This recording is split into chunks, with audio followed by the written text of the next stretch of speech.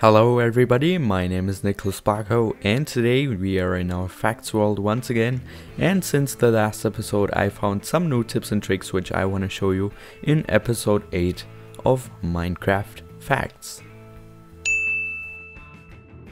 As you can see, we have two creepers right here, and normally in the creative mode you wouldn't be able to make them explode.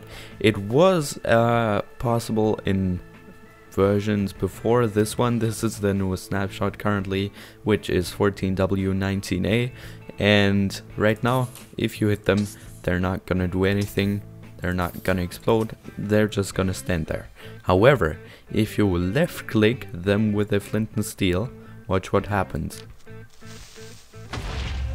Yep, they blow up. Let's try that again. Bam. One more time, because it's so nice. Come on. Oh yeah, you explode my entire map.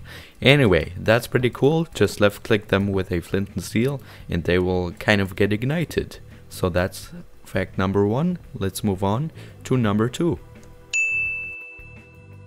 This second trick is really useful for any redstone panel or redstone mechanic, because it tells you what the levers are for and you don't need to have any sign. So you just hover over the item frame and yeah, then you hover over the lever and activate it. To activate the light, let's also try the crusher. So this is basically named just for some blaze farm or something where you want to have separate levers and then activate certain things. So you could also call them whatever you want. Call a lever, I don't know, a door, anything you would like. And how I did it is pretty simple. What we only need are item frames. So let's get one of these, and you could use heads and put them in the anvil. So let's name one head. What should we name it? Let's name it yeah, let's name it door, just because we had the example before. And then what we just do is make a wall, put that on there, and then you see that the head doesn't have the 3D effect that, for example, a normal block would have. So let's try that out with a normal stone block. This one would have the 3D effect, and we don't want that because it kind of sticks through the lever. So let's take one of these, and then what you want to do to place it, it's kind of hard, but you have to go right up there in the corner of the block and then place the lever right there. And you cannot see the head, only if you rotated it. If you rotate it, you see a little bit, but that shouldn't be that big of a problem. You can still flick the lever. And with the stone block, for example, let me find the corner real quick. Come on, should be, yeah, there we go. Then it's kind of glitching through the lever, and we don't want that stuff to happen. You cannot use a button because yeah, you can just trigger it because the item frame is in the way, but I think you get what I'm trying to say. So don't use a block. But what you could also use, because a head is pretty expensive, something that is small and doesn't have a big like 3D effect. And what I found out is pretty cool. Just use some small flowers, for example a mushroom. I used that over there, but we could also try with the azure bluet and just name it let's name this trapdoor. Okay, now the flower is named. Let's hang it on the wall. It's called trapdoor, and let's see if we are able to put the lever on there. Yep, right there. And you cannot see anything of the flower. So that's how you do it. Pretty nice, but cool. So let's go on to fact number 3. What I have here right now are a couple of pressure plates and lamps to indicate if something lands on there. So let's go back into the real world. You can see nothing is on here, but since flying arrows and flying potions count as entities, they should be able to go through the Nether portal. So let's try that out. Let's just shoot a few arrows through there.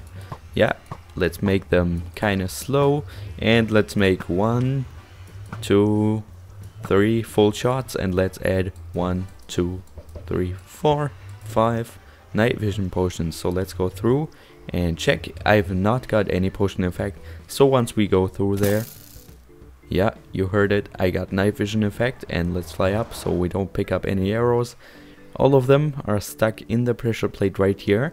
This portal is facing south, so they seem to be going south. I don't know if I throw them into the other direction, into the portal in the overworld, if it would also go into the other direction here. So I gotta try that out. But basically what you can see is that the entities go through. Some of the arrows seem to be further right here because I shot them further, but that's basically cool to know. So if you're on a server and want to prank someone, just put some potions into the nether portal, and then the next one that's going through will get the effect. Just a fair warning, today's fun fact can mess up your world and will probably do that, so I suggest going to a separate world for trying it out. So the command for apocalypse is /summon fireball, 3 of these squirrely lines, and then direction and the other stuff. And explosion power is 50. In my case you can go up to like 100,000, and I'm only using 50 because I'm recording and my computer is not the fastest. But yeah, at explosion power 500 you're able to break obsidian, and I think at explosion power 50,000 you're able to break bedrock. But what are you gonna break it with? So let's just hit enter, and then what that'll do is it'll spawn. It's kind of glitched out right now, but this is basically a gas ball right here. And what we can do with that then is we just hit it into the direction we want it to go. So let's say we wanted to go right into that beautiful mountain right there. So let's try that, hit it, and then I'm not hitting anything. It'll take its time, so we'll just wait a little bit, and you can see everything is getting lighter and brighter. And let's reload the chunks real quick, F3A, maybe that'll help. It's slowly loading, but you can imagine what it would be like with explosion power 500, because that would be 10 times the amount of this. And then explosion power 50,000 will probably take some minutes to render the world. But you can see this giant crater in here in this mountain. Let's exit the world, maybe that'll also help. Let's enter it again, and come on, load up your world. I want to see the massive destruction. But basically this is a really fun tool just to dig out something and have everything burning. Maybe you can even use that for some sort of adventure map or something when a volcano is popping over and everything is gonna explode. So let's try that again. Just copy and paste the command out of the description into your Minecraft thing by pressing Ctrl V, and then hit enter, and let's actually go up. Let's do 100, why not? Then we spawn it right around our face, and let's go into that direction. And if you fire it from below and fire it into the sky, it'll go as far as you basically can imagine, and it will probably never stop unless it hits something, of course. So this is the massive distraction.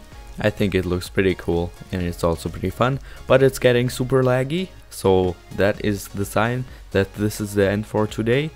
And yeah, this is probably also a pretty nice sign. So yeah, if you enjoyed today's facts video, please be sure to give it a big thumbs up and check out the other episodes, which are gonna be linked left and right at the end card. That's gonna be it. Thanks for watching, and I'll see you soon. Bye bye.